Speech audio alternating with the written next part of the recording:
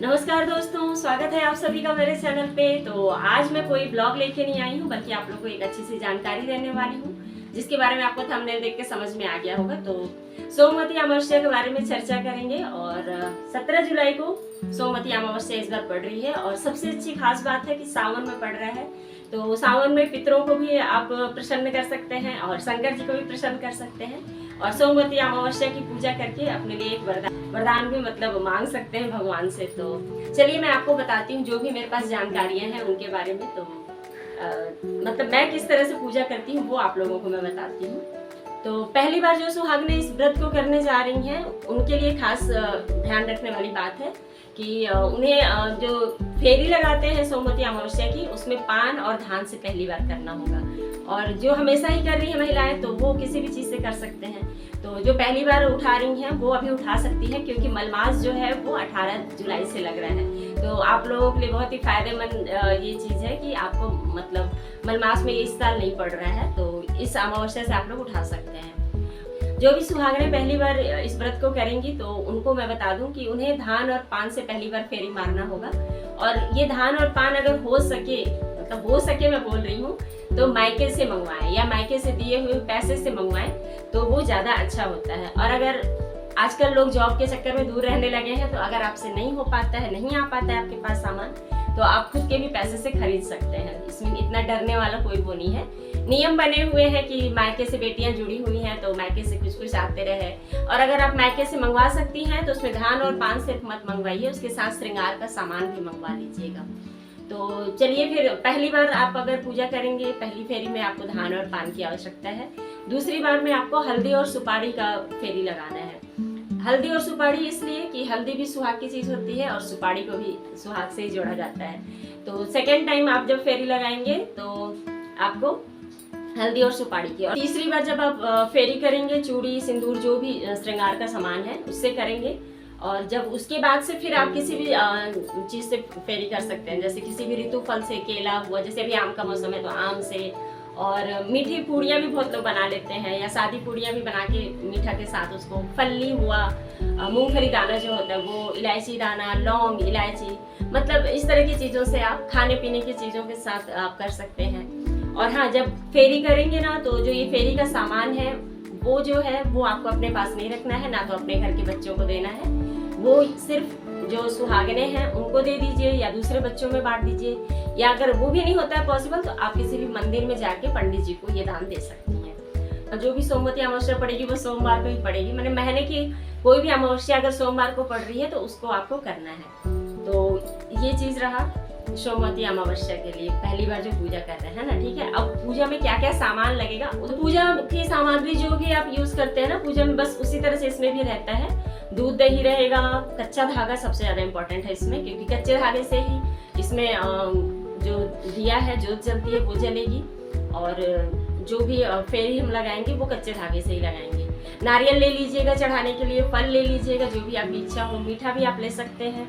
और श्रृंगार का सामान आप मंगा लीजिएगा 2-2 जोड़े में, क्योंकि इसमें सुबह धोबन की कथा होती है, उसे ही सुनना होता है और उन्हीं की मेन पूजा करनी होती है, क्योंकि उन्होंने ही ये पहली बार व्रत रखा था और उन्होंने अपने पति को मतलब अपने व्रत के ही प्रभाव से जीवित कर लिया था और दूसरे के भी सुहाग को उन्होंने जीवित किया था।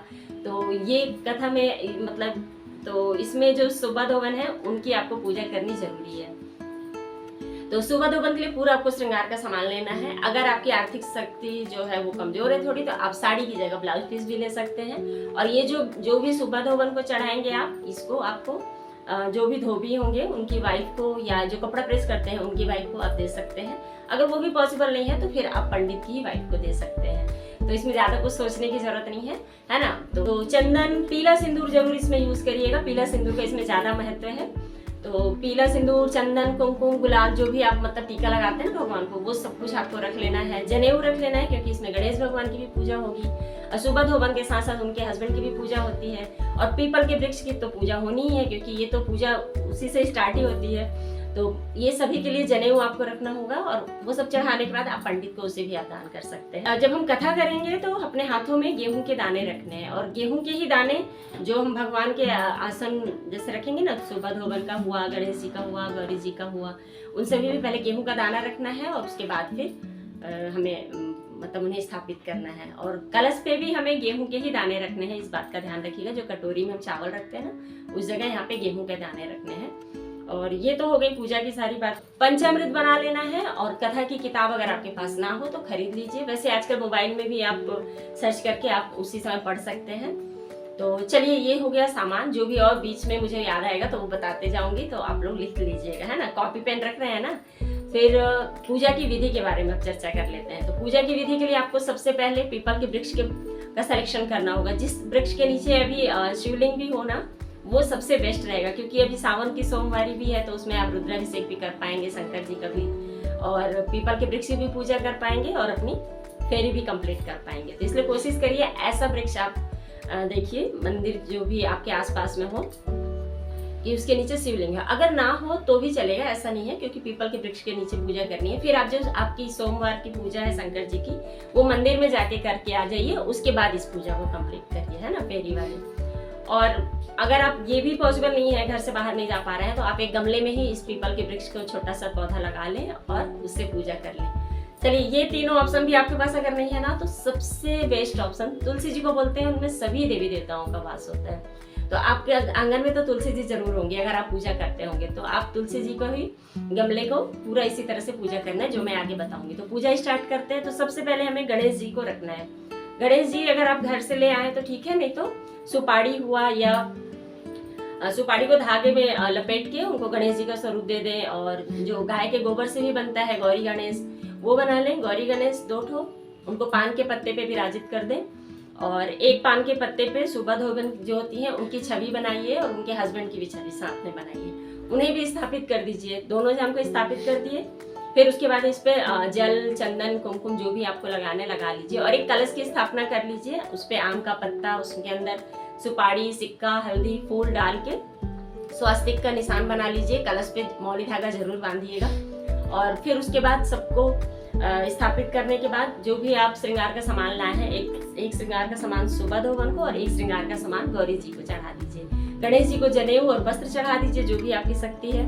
और फल जो भी लाए हैं आप सब चढ़ा दीजिए। पीपल के पेड़ में भी आपको दूध से, जो दूध का जल है, दूध और गंगा जल मिला करके उस जल को आपको उसमें डालना है। और थोड़ा सा दूध और गंगा जल आपको बचा के रखना है, मतलब 1 गिलास के लगभग में। उसके बाद पूजा करने के बाद आप कथा सुनिए। कथा सुनने के बाद हवन कर लीजिए। उसके बाद आप खड़े हो जाइए अपने स्थान पे, और वहां से फेरी स्टार्ट करेंगे। फेरी स्टार्ट करने से पहले जो भी आप फेरी के लिए सामान ले आए हैं, उसको आप एक पैकेट में रखिए, या 2-4 हाथ में रखिए, और बाकी वहीं रख दीजिए। और जो पीपल का पेड़ है उसके पास एक बर्तन रख लीजिए, या मतलब अगर साफ है तो फिर आप ऐसे भी डाल सकते हैं। तो आप सबसे पहले जब फेरी स्टार्ट करेंगे, तो जो धागा होता है कच्चा मौली धागा, उसको पेड़ में बांधना नहीं है, उसको ना पेड़ में हल्का सा ऐसे लपेट देना। वैसे फंस जाता है, कच्चा सूता है ना, और जो पेड़ की छाल है उसमें फंस जाती है, उसमें फंसा दें। और उसके बाद जल, 1 चम्मच वही दूध और जल को डालें, और पीला सिंदूर को नीचे से ऊपर की ओर लगाना है। तो नीचे पहले एक बार सिंदूर लगाइए, और उसी हाथ का सिंदूर, अलग से सिंदूर ना लें, उसी हाथ का सिंदूर अपने मांग में भर लीजिए, और फिर फेरी लगा लीजिए। फिर पूरी एक फेरी कंप्लीट करने के बाद जो आप फेरी का सामान लाए हैं वो वहाँ पे रखें। और हर बार इसी तरह से आपको करना है। मैंने जितनी बार आप फेरी लगा रहे हैं उतनी बार नया जल सींचिए, सिंदूर लगाइए, और फिर फेरी कंप्लीट करिए। तो ये इस तरह से हो गया, पूजा आपका कंप्लीट हो जाएगा। उसके बाद फेरी पूरा 108 बार का होता है। अगर आपकी इच्छा शक्ति है तो करिए, नहीं तो फिर आप 8 बार कर सकते हैं, है ना। 8, 9, 11 माने जितनी शक्ति उतना कर लीजिए। बाकी का सामान वहीं पे फिर एक साथ छोड़ दीजिए। और धागा अगर आप फेरी लगा रहे हैं, धागा अगर खत्म हो जाता है बीच में, तो टेंशन मत लीजिए। जो आप फेरी का सामान लाए हैं बस उससे ही आप फेरी लगा लीजिए। तो वैसे कोशिश करिएगा बड़ा धागे को लेने का, तो वैसे उतना लंबा जाता नहीं है, वो छूट ही जाता है, तो उसके लिए टेंशन नहीं लेना है। बस जितनी फेरी लग जाए उस धागे में, उसके बाद फिर अपना अपन फेरी के लिए जो सामान लाए हैं उसके साथ ही फेरी कर लेते हैं। फेरी होने के बाद आपको आरती कर लेना है भगवान से, और क्षमा याचना कर लेनी है, सबसे बड़ी बात, जो भी आपसे गलतियां हुई हो। और उसके बाद आपने जो पूजा की है उसके लिए भगवान से एक सुहागन जो मांग सकती है ना, सुहाग अपना, तो वो मांग लीजिए। और जो गौरी माता है उनका जो सिंदूर है वो अपने मांग में लगा लीजिए। एक बार उनको लगाइए, फिर एक बार खुद को लगाइए। अगर हो सके तो अपने सिन्होरा को लेके जाइए और सिन्होरा से इस काम को करिए। अगर नहीं हो पाता है तो आप नया पैकेट लेके जाइए, उससे लगाइए, जो बचता है उसको लाके अपने सिन्होरा में रख लीजिए। मैं आपको बताती हूँ परहेज के बारे में। तो इसमें परहेज ज्यादा कुछ नहीं है, सिर्फ 2 या 3 चीज़ों की है। बैगन, मूली और रुई। रुई जो कॉटन होता है, आपको पूरे दिन या पूरी रात ना तो रुई का यूज़ करना है, मतलब यूज़ कैसे, बिस्तर में गद्दे में होता है, तकिए में होता है, तो आपको रुई को बिल्कुल छूना ही नहीं है। उस दिन आपको नीचे सोना होगा। और हाँ, आपको रुई की बाती भी नहीं जलानी है। उस जगह पे आप कच्चा सूता का या एक अकवन होता है, जो मदार का एक फल होता है, वो तो खैर गर्मियों में ही मिलेगा, तो वो जब सूख जाता है ना तो उसमें से एक रुई सा ही निकलता है, पर वो रुई होता नहीं है। वो अगर बाती मिल जाती है आपको तो उसको आप जला सकते हैं, उससे बहुत ज़्यादा शंकर भगवान प्रसन्न होते हैं। ये हो गई बात रुई, बैगन और मूली। 3 चीज़ों का आपको परहेज करना है, माने बैगन मूली खाना नहीं है, और रुई को बिल्कुल ना तो पूजे में यूज़ करना है आपको उस दिन पूरा दिन, ना ही तो उस पर सोना है। तो इस बात का जरूर ध्यान रखिए। अब बात कर लेते हैं पारण का। पूजा करने के बाद आप आ करके या तो आप मीठा भोजन कर लें, जैसे पूड़ी, खीर, सेवई, रोटी, पराठा। रोटी तो खा नहीं सकते हैं, हमेशा व्रत में सूखा खाना नहीं खाना चाहिए। तो आप अगर इच्छा है तो आप पूरा एक टाइम का भोजन कर लें। अगर आपकी इच्छा है कि आपको फलाहार करना है तो आप फलाहार करके भी रह सकते हैं। दोनों तरह की ही कंडीशन में लोग करते हैं, जो जिसके में जितनी शक्ति है, बोलते हैं ना जितनी शक्ति उतनी भक्ति। तो आप दोनों तरह से कर सकते हैं। अगर आपकी इच्छा है फलाहार करके रहने की तो आप उसे भी कर सकते हैं। बहुत लोग तो सिर्फ चाय और पानी पी करके भी रह जाते हैं, तो आप देख लीजिएगा आपको किस तरह से करना है। एक और बात ध्यान देने वाली, आपके घर में अगर कोई बुजुर्ग महिला पहले से कर रही है तो वो जैसे करती हैं आपको वैसे ही करना चाहिए, वो ज़्यादा अच्छा रहेगा, है ना। नियम को कोशिश करना चाहिए ना बदलें। जहाँ पे गलत नियम है वहाँ समझ में आता है बदलना, लेकिन जहाँ जानकारी का अभाव है और गलत नियम चल रहे हैं उसको आप बदल सकते हैं। लेकिन अगर कोई सही तरीके से कर रहा है, उनके यहाँ शुरू से चलते आ रहा है वैसे, तो आप भी जरूर वैसे ही करिएगा। और लाल या पीले कलर का कपड़ा पहनना अच्छा मानते हैं, वैसे भी सावन है तो आप हरा भी पहन सकते हैं। कोशिश करिए तीनों कलर मिल जाए तो सबसे बेस्ट है। तो देख लीजिएगा, आपको जो बस काले कलर का और नीले कलर का कपड़ा नहीं पहनना है पूजा में, ये 2 कलर वर्जित होते हैं। और फिर उसके बाद सभी सामान को जो भी आप चढ़ाए हैं उसको उठा लीजिए, और जो सुबह धोबन का सामग्री चढ़ा है उसको मैंने आपको पहले ही बताया, उन्हें सुबह मतलब किसी भी धोबन को जो आपके मोहल्ले में हो उनको दे दीजिए। और जो गौरी जी को चढ़ा है वो आप खुद भी रख सकते हैं अपने पास सुहाग के तौर पे। और जो फेरी का सामान है वो आप पंडित को दे सकते हैं, किसी सुहागन को दे सकते हैं, अपने से जो भी बड़ी है, घर में भी जो बड़ी है ना सुहागने, जेठानी है, देवरानियां हैं, देवरानियां तो छोटी होती है, उनको अपने दे सकते हो, जेठानी को दे सकते हो। और अगर आपकी ननद है तो आप उनको दे दीजिए, क्योंकि ननद पूज्यमान होती हैं। अगर ये लोग नहीं मिलते हैं तो आप सारा सामान उठा के किसी ब्राह्मण को या किसी जरूरतमंद को भी दे सकते हैं। तो बस यही है सावन सोमवती पूजा का जो पूरा विधि विधान, मैं इसी तरह से करती हूँ। और यहाँ तो मैं सिर्फ आपको बता के मतलब बस सिर्फ बता पा रही हूँ, लेकिन सोमवार का जो पूजा रहेगा ना उस दिन के ब्लॉग में मैं इसी को डालने वाली हूँ, तो उसमें पूरा मैं आपको दिखाऊंगी कैसे करते हैं। और तो चलिए फिर आप सभी का भगवान सुहाग बनाए रखें, और साथ में मेरे भी सुहाग को हमेशा बनाए रखें, इस शुभकामना के साथ। हैप्पी सावन, हैप्पी सोमवती अमावस्या। फिर मिलूंगी नए वीडियो में, तब तक के लिए बाय बाय दोस्तों। और हाँ, चैनल को अगर आपने सब्सक्राइब नहीं किया है तो प्लीज सब्सक्राइब कर लीजिए, वीडियो को लाइक करना मत भूलिएगा। तो चलिए फिर मिलती हूँ, बाय बाय।